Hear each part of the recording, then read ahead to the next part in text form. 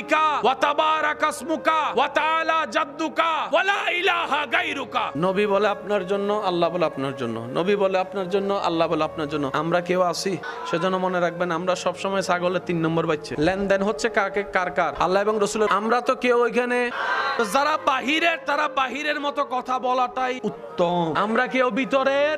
দেনেওয়ালা আল্লাহ, পানেওয়ালা নবী। দিয়েছেন কতটুক একমাত্র আল্লাহ এবং নবী ভালো জানে, এই ছাড়া আর কেউ জানতে পারবে।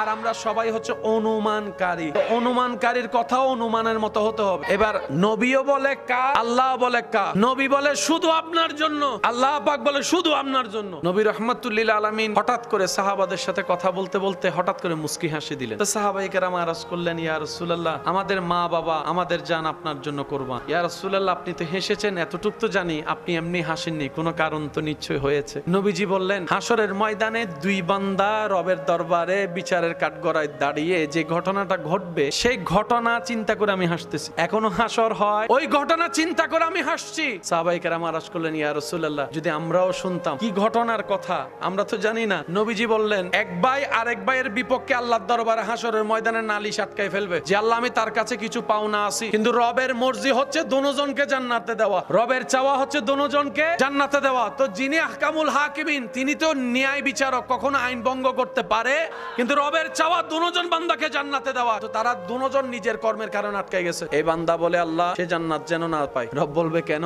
আমি তার কাছে পাওনা আছি। এবার রব্বুল আলামিন তাকে বলবে, একটু ওইদিকে তাকা। সে ওদিকে তাকাতেই বিশাল আকারের একটা সুন্দর জান্নাত তার চোখের সামনে চলে আসবে। সে জান্নাতের সৌন্দর্য দেখে এমন মুগ্ধ হবে, রবের দরবার আরজ করবে, ইয়া রাব্বাল আলামিন, এত সুন্দর জান্নাত, এত সুন্দর ঘরটা কি কোন নবী রাসূলের জন্য, কোন সাহাবার জন্য, কোন মুজাহিদের জন্য, কোন শহীদের জন্য? আল্লাহ, কার জন্য এমন ঘর? রব বলে যে আমার সন্তুষ্টির জন্য নিজের হক থেকে মুক্তি দিয়ে অন্যকে মাফ করে দিবে, এই ঘরটা আমি তারে দিব।